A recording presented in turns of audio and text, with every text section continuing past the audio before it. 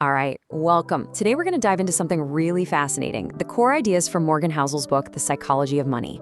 And we're going to unpack this one simple but honestly powerful truth. When it comes to your money, how you act is way, way more important than how smart you are. So let's just start with this one big question, right? A question that's really at the heart of the whole book. Have you ever wondered why some of the smartest people you know, I'm talking doctors, engineers, lawyers, can end up completely buried in debt? Meanwhile, you see other people with, pretty ordinary incomes who somehow build these incredible fortunes. It's this total paradox that just proves financial success isn't just about what you know. And you know what? Here's the answer. It's not about complicated math or fancy degrees. Nope. Success with money really just comes down to your mindset, your patience, and your emotional control. It's all about psychology, not spreadsheets. Okay, so here's our game plan. First, we'll tackle that core idea. It's not about math. Then we'll get into your unique money story. After that, we'll talk about the goalpost that keeps moving, the secret to getting rich slow, and the true value of money. And finally, we'll wrap it all up into your very own wealth code. Sound good? Let's go. All right, let's dig into that foundational idea. And look, think of it this way. You could have a genius investor, right? Someone who knows all the formulas. But if they panic and sell everything when the market crashes, they're going to lose. They'll lose to a totally average investor who just stays calm and sticks to their plan. See? This is a game of endurance. It's not some kind of intelligence sprint. Okay, so to really get a handle on that behavior, we've got to look inward. Our whole journey with money is just so personal. Your worldview, the decisions you make, what you're afraid of, all of it. It's all shaped by your own unique life experiences. And this brings us to a really powerful idea. No one is crazy. Someone who grew up without much money might hoard every single penny and think the stock market is just a casino. But someone born into wealth, they might invest super aggressively. What looks like a terrible decision to one person makes perfect logical sense to another, all based on their own life. It's all about having a little empathy instead of jumping to judgment. Now, beyond our own personal stories, there are these two huge forces we always seem to underestimate: luck and risk. It's so easy to look at success and say, oh, that was all skill, and look at failure and say, well, that was a bad decision. But luck and its twin, risk, are always in the background, shaping how things turn out. The real key here is to respect both of them. You got to stay humble when you win and have some compassion for yourself and others when you fail. So understanding ourselves, that's one thing, but we also have to navigate all the traps out there in the modern world.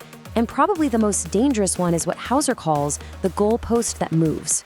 You know that feeling, that constant nagging sense that you just need a little bit more. And here's the real danger. That goalpost will just keep on moving if you let it. Trying to keep up with the Joneses, social comparison, it's a battle you literally cannot win. The only way to find any peace is to actually define what enough means to you. If you don't have that internal benchmark, you're just stuck running on this hamster wheel of endless desire. This leads to a really powerful redefinition of a word we think we know. See, we're all trained to see wealth as, the flashy cars, the big houses, but that's not wealth. That's just spending. Real, true wealth is the stuff you don't see. It's the money you haven't spent. It's the investments, the savings, the assets just sitting there, giving you options and freedom. Okay, so if chasing more is the big trap, what's the actual strategy for building lasting wealth? Well, the good news is it's not some complicated, flashy secret. It's actually patient, it's powerful, and yeah, it's slow. The real engine of building wealth is compounding. It's like magic, seriously. It's not about finding the next big thing, the next hot stock. It's about getting pretty good, decent returns consistently over a very, very long time. And that's where patience becomes your absolute greatest superpower, way more valuable than trying to perfectly time the market. But here's a twist. Building wealth actually involves two totally different skill sets. It's like you have to wear two different hats. Getting rich, that often takes risk, optimism, you gotta go for it.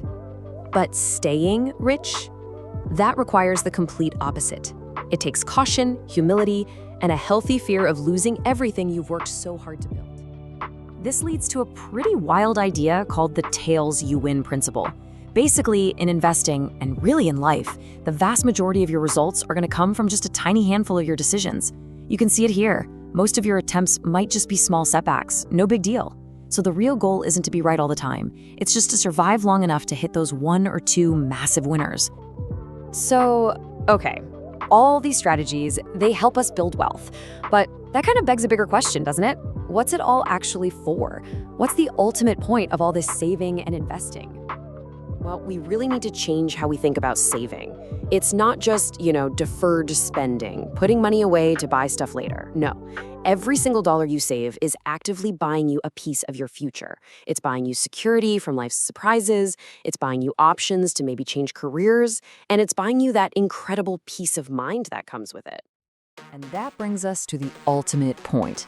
The absolute highest dividend that money pays, the best thing it can possibly buy, it's not a luxury car, it's not a big house. It's freedom. The ability to wake up in the morning and say, I can do whatever I want today. That power to control your own time, that is the real, true dividend of wealth. So the question is, how do we actually build a life that puts that freedom front and center?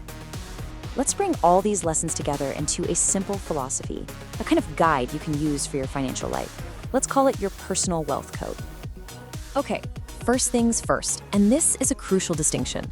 Don't shoot for a rational plan, one that's perfect on paper. Instead, aim for a reasonable plan. What's the difference?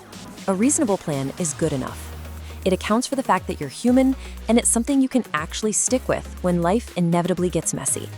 Remember, consistency is so much better than perfection. So here it is, your personal wealth code in practice. First, always build in a margin for error, a buffer for life's surprises, because they're definitely going to happen. Second, expect your goals to change, because you are going to change. And finally, stay humble when things go right, and stay patient when you're just waiting. That right there, that's the behavior that builds real, lasting wealth. Ultimately, if you take just one thing away from all this, let it be this. Mastering your emotions is so much more valuable than mastering spreadsheets. Your relationship with your own fear and greed matters more than your skill with Excel. If you can master your own psychology, you will master your money. So I'm going to leave you with this final thought, a question to ask yourself. Take a look at your own financial plan. It might look totally rational, perfect on paper. The numbers all add up. But is it reasonable? Can you actually stick with it for decades through all the ups and downs? Is it reasonable for you? Because in the end, that's the only question that really matters.